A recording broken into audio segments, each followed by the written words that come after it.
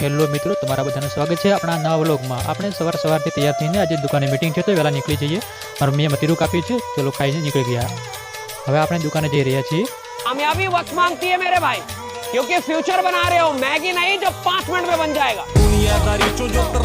આપણે રસ્તામાં છોટલાલ મળે છે અને આપણી ભત્રીજી મિત્તલ મળે છે। ટાટા કરી નાખો। ઓહ વાહ વાહ, ચલો રસ્તામાં આપણને એક મિત્ર પણ મળી ગયા છે।